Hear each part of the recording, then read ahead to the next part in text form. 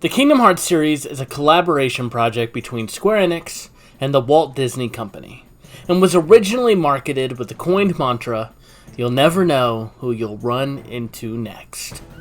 This hooked me as a child, especially when you're using the world map and the worlds are simply marked as question marks, so you genuinely had no idea where you were going or who you were going to meet next. It was special. 25 years later, the series is still going strong, with the next installment currently in development. With each passing game, we've seen more and more Disney worlds get introduced, where we're now at the point where we need to ask ourselves, what's left? With gamers expecting everything in the kitchen sink, we've seen a significant decline in worlds to explore, with the trade-off that they'll be bigger, and personally, I don't think anyone wants to explore the world of Bambi. Sure, we've got plenty of Pixar films to choose from, but eventually, we'll need to start looking at other Disney-owned properties to fill in the gaps.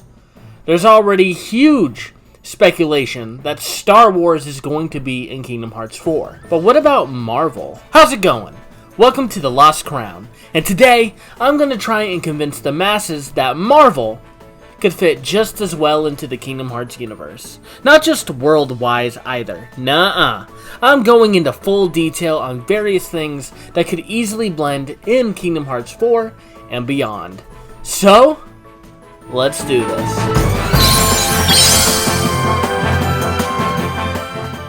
Let's get this out of the way first. Technically, we've already seen some Marvel integration into the series, thanks to Kingdom Hearts 3's inclusion of the world based on Big Hero 6. While it may be based on the Disney versions of the characters, it's technically still a Marvel-based IP, and our first world to feature actual superheroes, which is important for context. But what about worlds based on non-Disney-fied superheroes?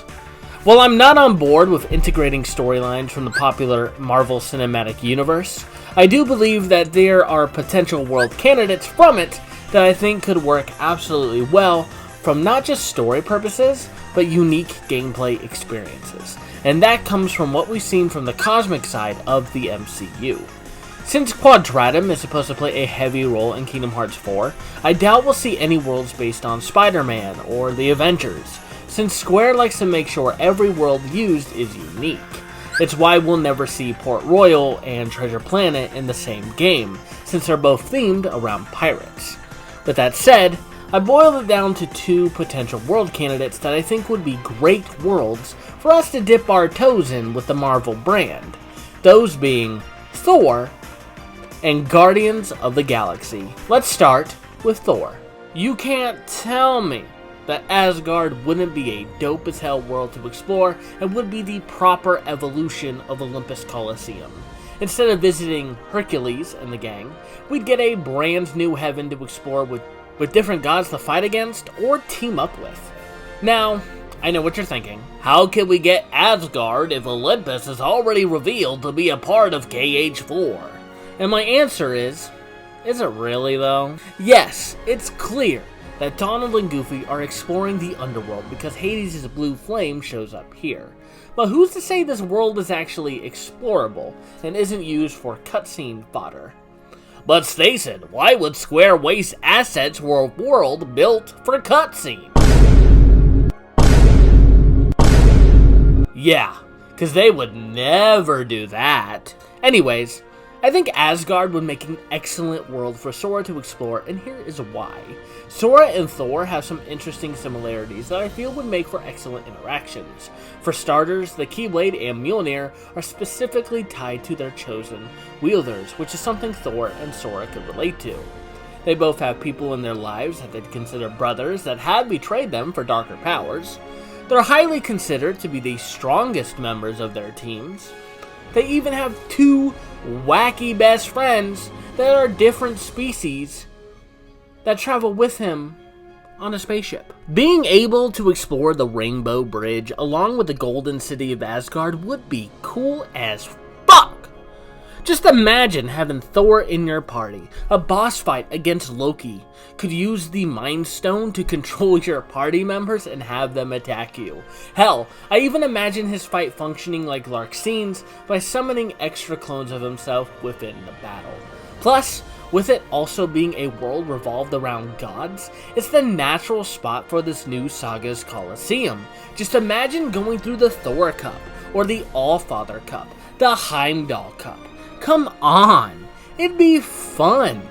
Moving on, the next world that I think Square could utilize is Guardians of the Galaxy, and the best way I think this would work is through the series' first use of a prison-themed world. We've yet to see Sora, Donald, and Goofy locked up in an actual prison, and with the concept that the Keyblade can unlock any lock, this could pique the Guardians' interest, specifically Rocket's. I imagine the trio getting captured via the gummy ship and are sent to the space prison from the first film. This would be where SDG would meet the Guardians and thus would work together to break free from their confines. The team-ups that could come from this world alone would be crazy, and we can even use this prison theme to loop other potential characters into the mix for epic boss fights, like Ravagers, Adam Warlock, the Skrulls, you name it. Please, somebody name it. I didn't do a lot of research on the cosmic side of things, I'm sorry. The world could even end on Nowhere, which could be the second half of exploration, similar to how Neverland works from Kingdom Hearts 1, but with more depth.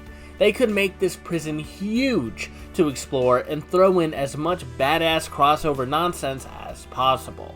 For the world's villain, you could easily make it Ronan the Accuser, or something even bigger than him to up the ante. In the end, Groot could bless Sora with a sapling of himself and have Groot become a summon. It writes itself, people. You could probably make the argument that places like Wakanda, Madripoor, or the Quantum Realm would make amazing locations to visit, but for the sake of keeping things fresh, the two I mentioned would be perfect. Another thing I thought of, which I think a few other creators have thought of as well, would be for a Marvel world to work similarly to how the 100-Acre Wood works in the Realm of Light.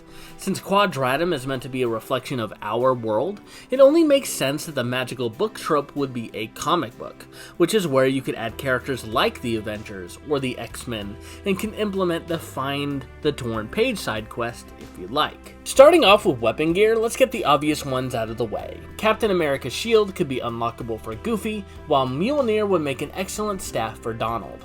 As for Sora, a Keyblade designed around the Iron Man armor or Stormbreaker would be cool. Or, if it's themed around Guardians, it could be made from spare parts that Rocket has on the ship, combined with Groot's limbs. Characters like Thanos, Ultron, or a Sentinel would make for excellent super bosses for Sora to fight up against. Years ago, I wrote out an entire video on how Thanos would make an excellent super boss, where you'd have to collect an Infinity Stone from each world you visit to unlock the planet Titan for you to face off against him at. I've already discussed how Groot would make a great summon, but what about other characters? Everyone's favorite Jeff the Landshark would make for a cute summon to use. He would make for a great water-themed summon like Ariel, but would move around devouring Heartless or locking them into a whirlpool. The Devil Dinosaur would make for another excellent summon and could work similarly to summons like Dumbo and Simba, where you'd ride on the top of his head to stomp on Heartless or release a ferocious roar. Now that I've named some of the things that I think would work, and honestly would like to see, it's time to discuss what's probably least likely to happen, as well as things I think wouldn't work. At least, not yet, anyway. Starting with the inclusion of Spider-Man. This is never going to happen, frankly due to Sony's exclusivity rights over the character. Square Enix tried to include Spidey in their Avengers game, but unfortunately he was a PlayStation exclusive character, which, if they continue that trend again, wouldn't be fair to players who don't buy the PlayStation version of the game. The only way I could see Captain America working is if the world was placed within the time period he was most active in, that being during World War II.